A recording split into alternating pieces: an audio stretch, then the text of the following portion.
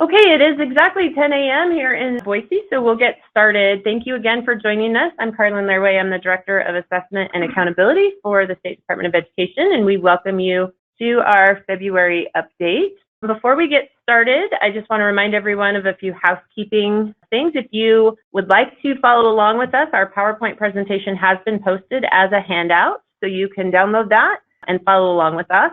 Please submit your questions as we go in the questions box, and we'll take time as we move through topics to answer questions. Of course, all questions will be answered by the end of the webinar.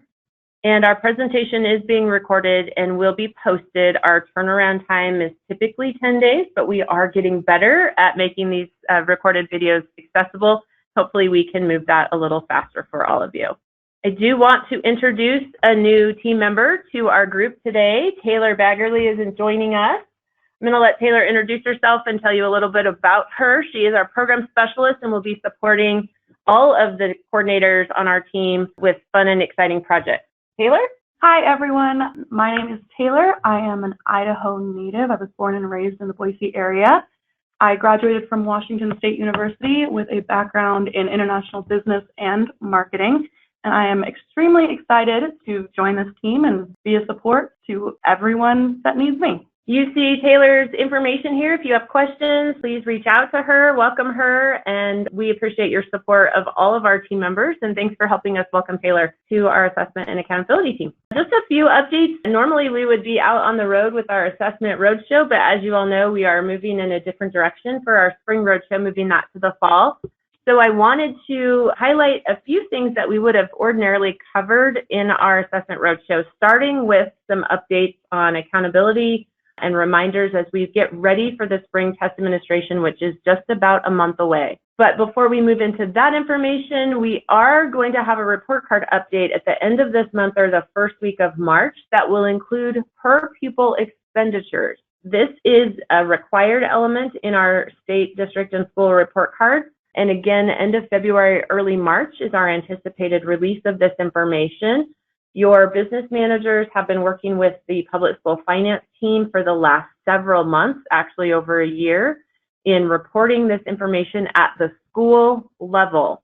So I stress to all of you who are joining us, this will be incorporated into the report card, and we will be doing a preview of this information the week of February 24th, probably that Monday afternoon, have a posted video recorded that you can all watch and learn more about. Share this with your business managers, with your superintendents. We'll be sending out some communication over the next couple of weeks in anticipation of this important informational release in the report card.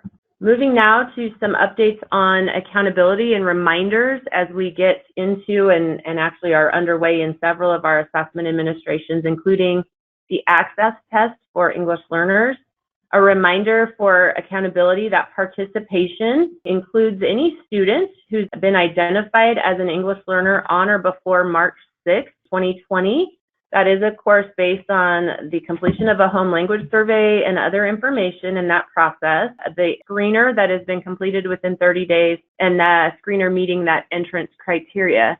So it is important that any student who enrolls in your school or district by March 6, which is a Friday, that meets the eligibility criteria or is a transfer student who is previously identified in another district as an English learner with continuing services is assessed either in your school or has completed assessments somewhere else in the state. For ISAT accountability, we have two parts to this. Participation, which is the 95% participation requirement. This includes all students enrolled in your school or district on or before May 1st. Again, first Friday of May annually. So any student enrolled on that date or prior is expected to participate in the assessment. For performance calculations, only students enrolled within the first 56 calendar days of school and enrolled through that May 1st date will be counted in your performance calculations. That is defined in our IDAA rules in the accountability section 112 under full academic year. If you have questions about that, this is not new. This has been the same requirement for participation and performance for the last several years, at least 5 that I can count. So if you have questions about that, please don't hesitate to reach out to us.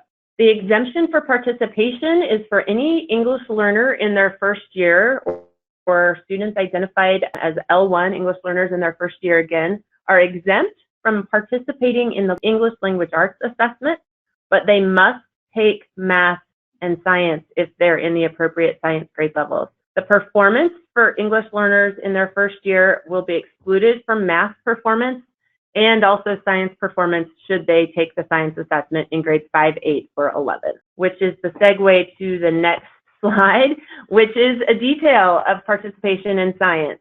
Students in grade 5, grade 8, and grade 11.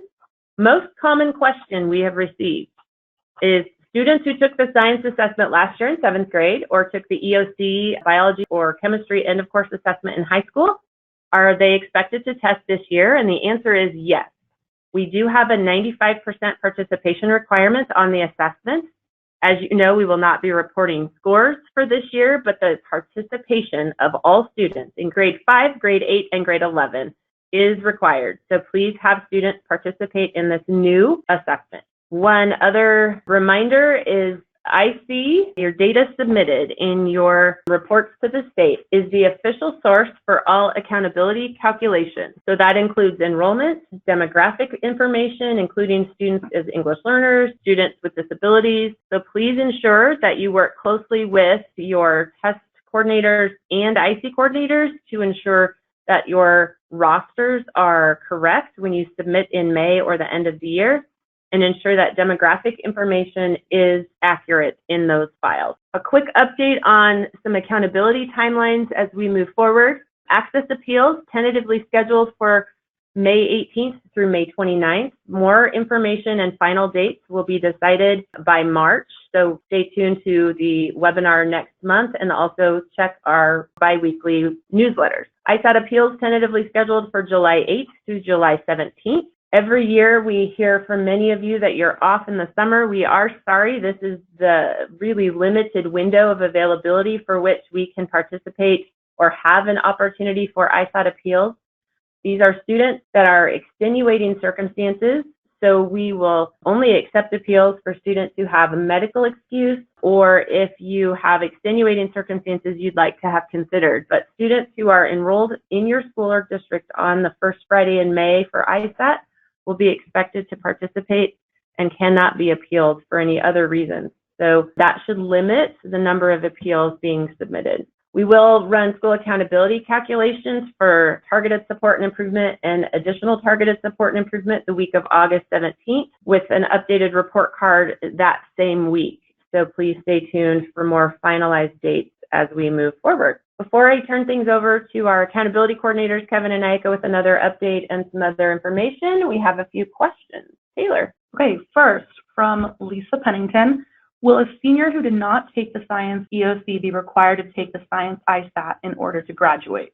Lisa, great question. No, science assessment participation or any assessment ISAT participation is not a requirement for graduation. So seniors who never took an EOC or a test in another state, we'll just say they get a free pass this year. The participation for 95% threshold will be based on your roster of your junior class this year. Okay, second from Dave Harrison. I thought foreign exchange students were exempt from ISAT. Did this change? Foreign exchange students, Dave, are able to participate in the assessment, but their scores would be excluded from your accountability calculations. But again, they're not exempt from testing unless you want them to. You don't have to test them, you can, but if they do test, their scores won't count. So I hope that answers specifically. From Anita Christensen-Coons, the 12th grade participation requirement of 95% goes away this year, correct, for science? Yes, there is no science participation for seniors. Again, the participation calculation will be based on your junior class roster, students enrolled as juniors on or before May 1st. All right, I'm going to turn things over now to Kevin and Aika. We'll start with Kevin and an update on engagement surveys. Good morning, everyone. I just wanted to remind everyone that the student, parent, and staff engagement surveys are going to be opening soon for this school year. They're going to be open from February 18th through March 31st. For the student survey, we have submitted initial rosters to our survey vendor, Cognia, and that was based on our December IC uploads that districts submitted. Schools and districts can update those rosters as needed, so you can do that at either the district level or the school level, whatever's easier for you. And you can visit our surveys page at this listed URL to learn more. We have the administration guide there, a webinar on administering the survey, and a tip sheet for managing the roster updates. I definitely encourage you to check out the tip sheet if you are doing some of the updates, because it is a new process and can be a little bit tricky. For the parent and staff surveys, we're going to be emailing links for those out to superintendents and charter administrators later today. So those are unique links for each district and charter that they will use for the parent and staff surveys. And it's a local decision how you want to distribute and manage those to maximize participation. Our participation goal is 95% for the staff survey. For the parent survey, what we'll do is report out the number of responses. So if you went to the report card right now, that's what you would see there already. And we're going to have some more details about the process for that in our email that we'll be sending out to superintendents and charter administrators, and we'll continue to post more information on our website. So any questions on the survey? All right, we'll turn things over to Paul with an update on NAEP. Hello, everybody. This is Paul Kleiner with a brief commercial break about the National Assessment of Educational Progress. Watch the Assessment and Accountability newsletter email for in-depth NAEP results. Look at some of the highlights where Idaho schools shine. These stories can be buried under other, more negative stories, and we wanted to bring them back to the surface. Remember, Idaho did well on the NAEP compared to public schools nationwide. Next month, we will have interesting and exciting news about the future of NAEP. Just like you, I'm bursting with excitement for NAEP 2021 news. Please let me know at any time if you have questions. Now back. Thank you, Paul, for that great, exciting update on NAEP. As he said, please stay tuned to the newsletter and an update next month on the future of NAEP 2021. To go back to Taylor, we have a question for Kevin on the surveys. If it's based off the December IC info, do we need to have our new students take the survey? Yes, so the December IC was simply the closest IC upload that we had for the survey window. So you should go into your roster in eProve and add any new students that have enrolled since that time. Okay, another one from Lisa Pennington. If we receive the links today, could parents go ahead and submit surveys? They have parent-teacher conferences today and tomorrow.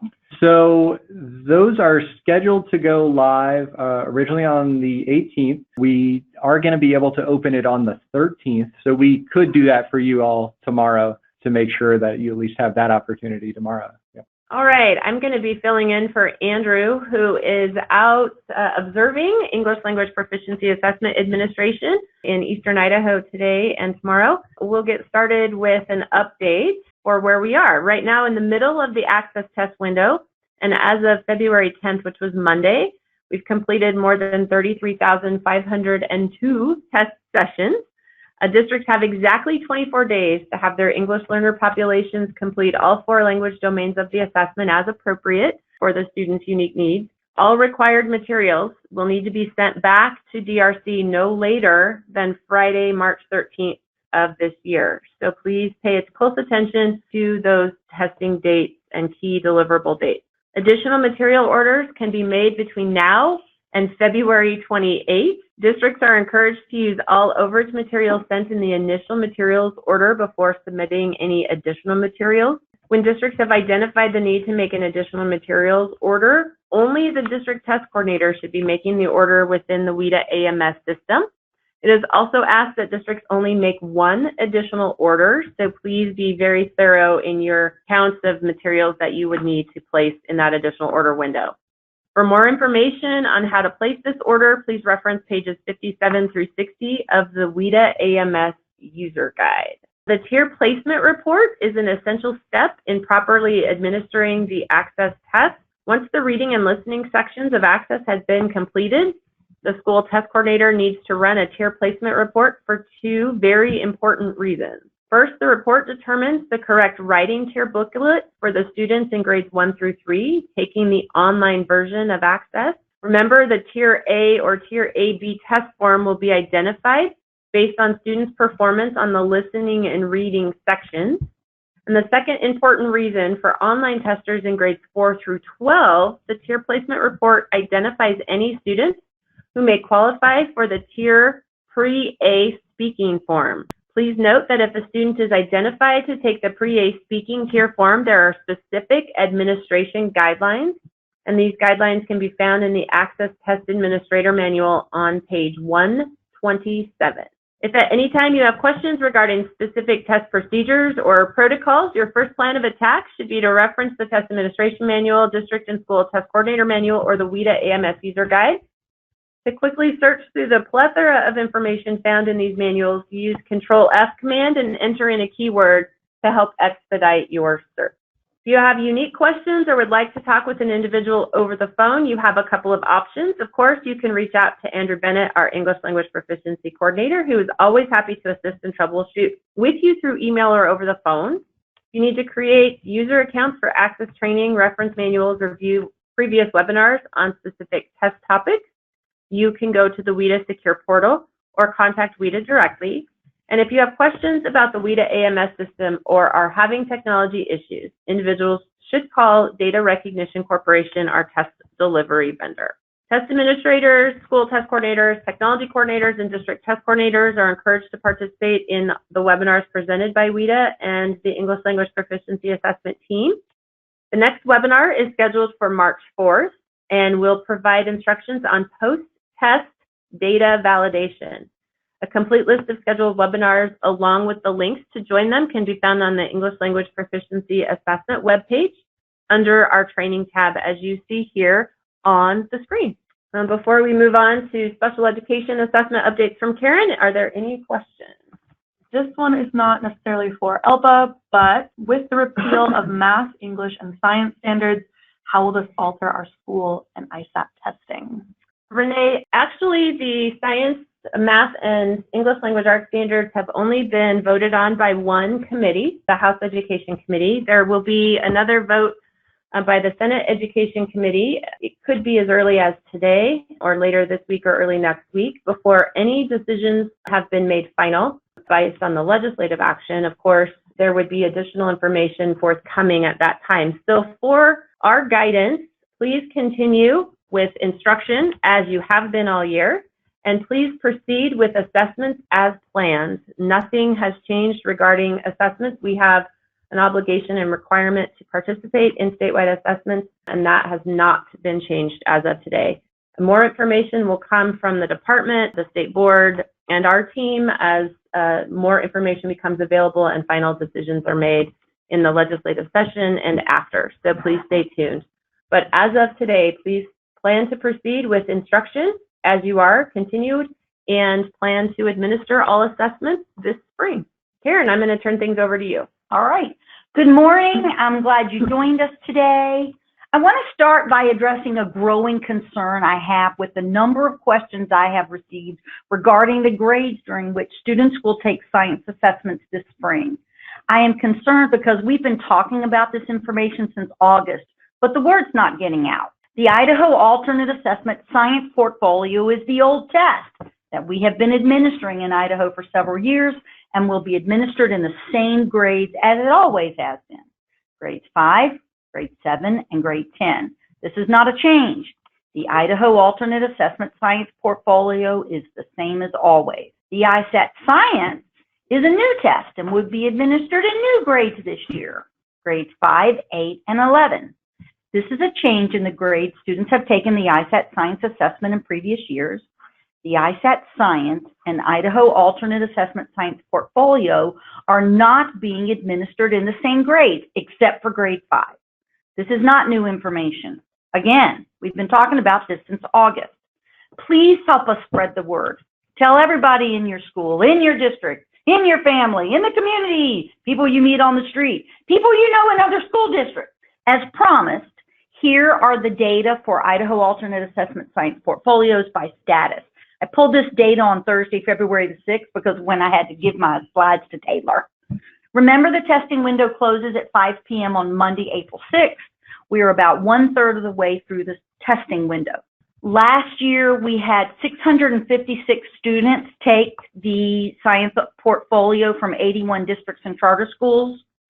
Since we have new alternate assessment participation criteria, I cannot accurately predict the number of students who are going to take alternate assessment science portfolio with any confidence. However, I doubt we would see a drop of over 1/3 of students and almost half of the LEAs. I say all this to remind you, if you have not already added your teachers and students to the IPASS application, please do so as soon as possible. Please check with your teachers who administer the alternate assessment science portfolio to be sure they know that it's administered in what grades? 5, 7, and 10. Get the list of their students who qualify, add teachers and students to the IPASS application, assign students to their teachers in the IPASS application. I have gotten a number of calls from teachers in a panic because they don't see anything when they log onto the IPASS application. The reason they can't see anything is because their test coordinator has not added them and their students to IPASS. Please don't wait for them to come to you to add them. Since the new Idaho alternate assessments in ELA and literacy and math are operational field tests this year, we need to hold standard setting meetings over the summer before student scores can be calculated and released. We will need 80 special educators with experience teaching students with significant cognitive impairments and administering the Idaho alternate assessment. The standard setting meetings are scheduled for August 10th through the 13th in Boise. We will be sending you a 2020 Idaho alternate assessment standard setting meetings invitation letter in the next few days. The letter includes a link for folks to fill out an interest form, and we appreciate your help getting the word out. I've been talking and writing about the South Carolina ALT practice test administered in Idaho since August. I have heard feedback from the field that the practice tests are very hard and that teachers and students alike are feeling frustrated and discouraged. The purpose and importance of the South Carolina ALT practice test administered in Idaho is to give teachers and students the opportunity to become familiar with the test format and the embedded test form features, and to make sure a student's assistive technology works properly, and to give everybody experience with the human voice recording. Please help your teachers understand the purpose and importance of administering these tests so that they and their students are not surprised on test day. Help your teachers not be discouraged by the difficulty of the items on the practice test. Remember, the new Idaho alternate assessments in ELA and math will be computer adaptive, so students will not see a plethora of very difficult items if that's not the level they're functioning. So thanks for listening. Questions? So Anita asked, will we need to appeal those 8th and 11th grade alternate science students who won't participate in the regular science ISAT this year? No. Okay. Simple answer, Anita, no. We There will you be go. looking at the students participating in the alternate assessment as 7th graders, and students who took the alternate assessment last year as 7th graders would have been captured in our data this year. So we already have that information from alternate, so you're fine. No need to appeal them. Dave Harrison has a few questions, but Dave, if you don't mind, we'll answer the other ISAT science ones after the ISAT science portion. But he does have one about alt. Will there be any changes by AIR for speech to text and word prediction? Last year they changed what programs would be supported. This year they've taken down any references to speech to text and word prediction in the resources section. Dave, let me circle back with AIR, who has actually been updated now and has a new name, Cambium Assessment Group, and we'll get back with you on this. So I'm sorry I can't answer specifically this change. I will follow up with you after and post that for everyone. Okay, and then Anita has another one. Will the science alt practice test still be available after the testing window opens? The alt science practice test? The South Carolina. Oh, I'm sorry. Oh, South Carolina. Yeah. Practice tests are available all year long. Yep. Interim assessments, however, are not available all year long. So there is the difference. Thank you. That is it for questions for Karen. Okay, we'll move on now, and Elena is going to fill in for Kevin Chandler with a science update. He is in San Diego at a State Network of Educator workshop, helping to build resources in the tools for teachers for formative assessment to support our comprehensive assessment system. So Elena, thanks for filling in. Yeah, good morning. So another sharing of the science grades for ISAT Science in 2020. Grade 5, grade 8, and grade 11. Oh, repetition is an aid to memory. New ISAT science test, new grades, grade 5, 8, 11. Science portfolio, old test, same grades. Grade 5, 7, 10. Please help us get the word out. Repetition is an aid to memory. Thank you, Karen. So We do have new science sample tests with answer keys that we encourage you to access for your students at elementary, middle, and high school. You simply log in as a guest user in a guest session. Students may take the test as many times as needed. Then you can check which scoring assertions were correct. These tests are available on the ISAT portal via the new Science Sample Test panel. Answer keys are available on the ISAT portal in the Sample and Training Test folder. Again, there are interim tests for science as well. If you're not seeing science as an option for interim assessments for your students, we've gotten some questions around this. Please go into TIDE, check your student test settings, and ensure that science has a grade level selected for your students. Scoring materials for your interim ISAT science are in TIDE under General Resources. Elementary, middle, and high school field tests. The current testing window, March 15th through May 15th. Remember, this is a new assessment, so there are no scores for state, districts, and teachers, again, depending on the waiver approval. Questions regarding science? Is there any guidance on how to administer the ISAT science test? For example, estimated time is 60 to 120 minutes. Can it be divided into 2 sessions? How does the test function if it's divided into multiple sessions? Can kids go back to previous questions or not? What are the stopping and pausing rules? Does it expire? If so, how many days from start to expiration? Dave, that is a lot of questions in one question box, so let's take them one at a time. Yes, there will be guidance for administering the ISAT test in science. The estimated time is really very broad, depending on the grade level. It can be broken into small segments, so you could do 1-hour segments and break them up into 2. You might find that 90 minutes is really appropriate for all students in each grade, and do 1 session if you'd like. Students will be expected to answer the questions on the page, similar to ELA and math, before they can go on, but they can flag items and return to previous questions. And the stopping, pausing rules will be the same for the science assessment as they are for ELA and math. So if a student pauses their test, they will come back to the same question if they return within 20 minutes. If after 20 minutes a new question would be presented, the student would need to sign back in. And the test does not have a specific expiration date because it is a field test and we would like as many students to participate. So if a student starts their test on the first day of the test window, they will have until the end of the test window to complete the science assessment this year. The expiration rules may change when we become operational, but for this year, there is no expiration of the science test. And then we do have one from Jody Barnes.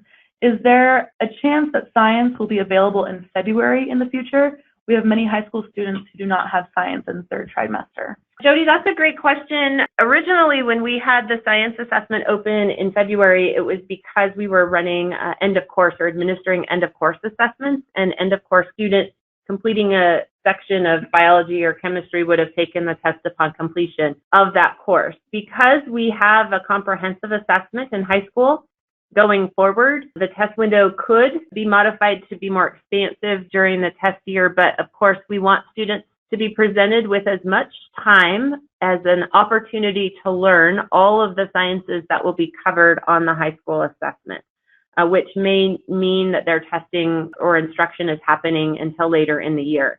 So we will have more information next year again as we're operational, and we'll have some conversations with folks to learn more after this field test year. Okay, and another one from Dave. Accommodations for it are the same as last year. Will it have new accommodations developed, particularly thinking about ASL? Dave, I'm assuming your question is in reference to the science assessment. There are no specific listening items in the science assessment at this time, so ASL would not be required or necessary. But as items are developed, they are as fully accessible as they can be while we're developing. Again, this is a field test administration. So this year, there are no paper pencil test options available, but going forward, that will be available. And all accommodations are similar to what we've had in our ISAT math assessment. So there are embedded calculators, as well as periodic tables and information. So I think you'll find a fully accessible test going forward. Again, there are some limitations this year in paper versions of the science assessment. Braille versions of the science assessment are not available at this time for the field test, but going forward, fully accessible. Okay, back to Elena with an update on our ISAT English Language Arts system of assessment. Again, Chandler is traveling and off the hook. So Elena, thank you. Hello again. So a reminder to everyone that ISAT sample and training tests for ELA and math are now available. Please remember that the sample and training tests are not automatically scored by the system. They do not follow a specific blueprint, and they do not produce score reports. For scoring guides, please visit the ISAT portal. Test administrators can administer these tests via the sample test administration icon that you will also find in the portal. ISAT sample tests. Sample tests really are to provide students with a grade-specific testing experience that is similar in format and structure to the summative test and includes one performance task per subject. The ISAT training tests are designed to provide students with opportunity to experience most of the features, functionality, and item types that are included in the summative test. So these do have different uses. For ISAT sample tests, you'll find grades 3 through 8 ELA as well as math, grade 11 ELA and grade 11 math. For training tests, we have grade band tests. So you have a 3-5 English Language Arts, 3-5 math, 6-8 ELA, 6-8 math, a high school ELA, and a high school math. We want to also remind you of a new tool that is available for you. The Assessment Smarter Balance Content Explorer that's linked here gives you the opportunity to select a grade, a subject, a claim, a target, and really dig into the standards and the Smarter Balance assessment. New as of February 6th, has been added to the Content Explorer is the option to see sample items. Once you've drilled all the way down to a target level, you simply click on the sample items option and you're taken to the sample items website again, or you can link directly to it where you can look at target and claim specific items for ELA and math. I encourage everybody to check this out. It's a great way for educators to become familiar. The sample items have recently been updated, so if you want to find newly released items and check out what's new for 1920, I would also encourage you to do that.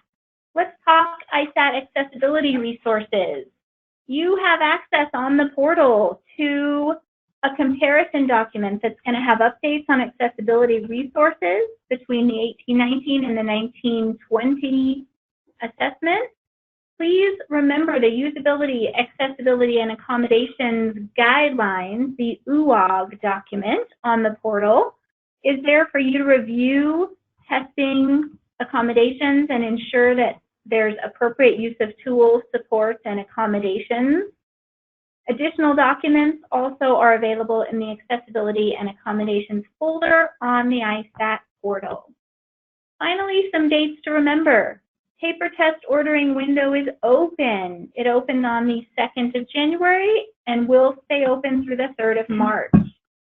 Your summative ISAT test administration manual will be available very soon, end of this week or beginning of next week. We've gotten lots of questions. The field is anxiously awaiting this manual. No later than Tuesday, the 18th, when you all return from your long extended weekend. So promise, if it isn't posted by this Friday, you will have it Tuesday when you arrive at school.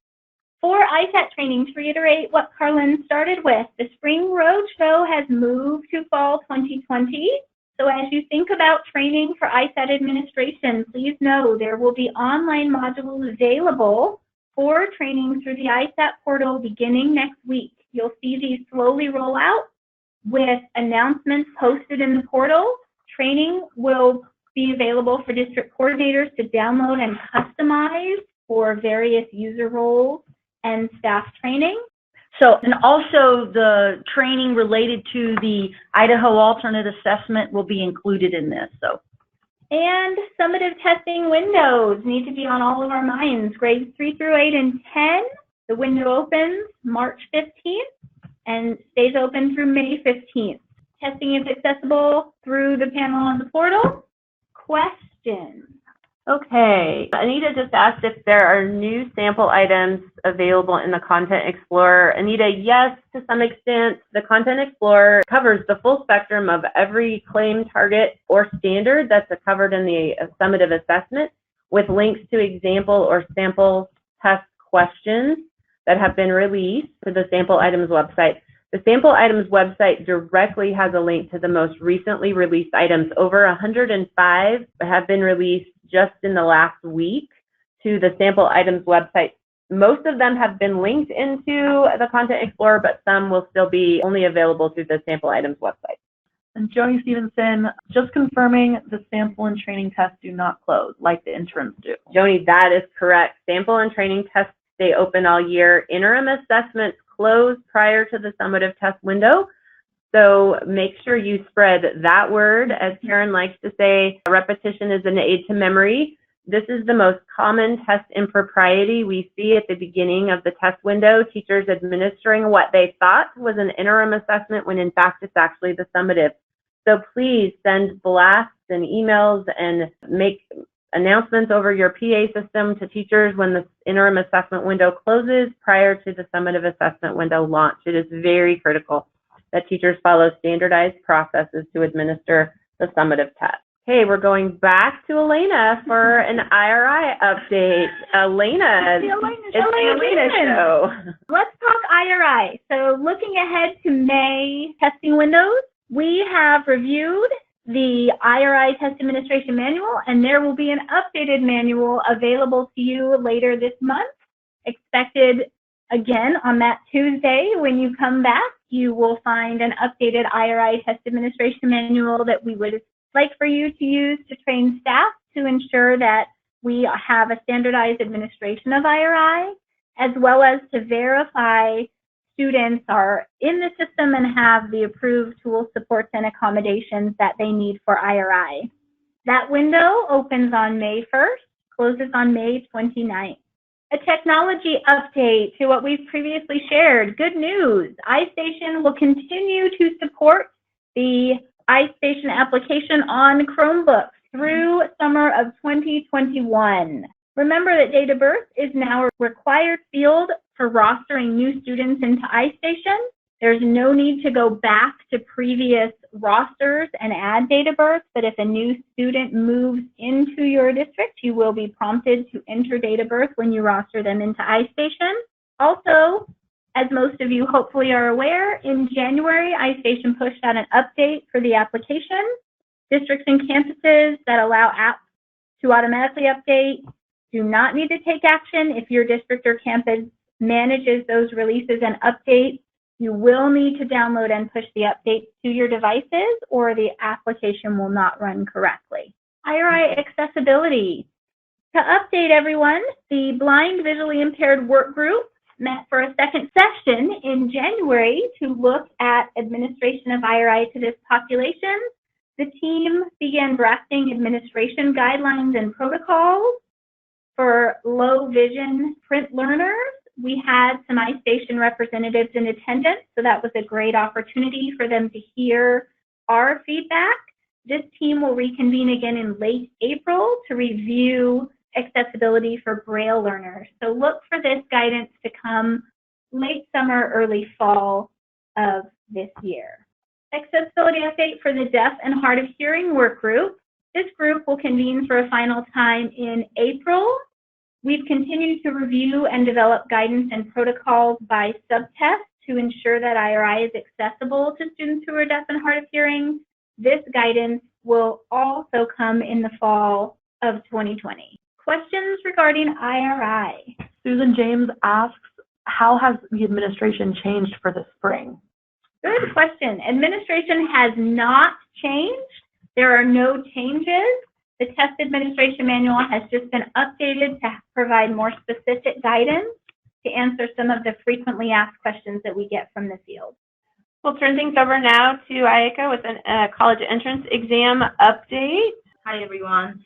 Thank you everyone for working on the bulk registration and optional SBA registration. If you or your student forgot to register, please contact the College Board as soon as possible.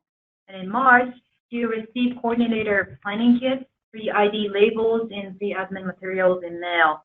We'll also deliver SAT online test day training, P-waiver program information, and free admin webinar. We will provide more information in the future. And here are some upcoming deadlines and key dates.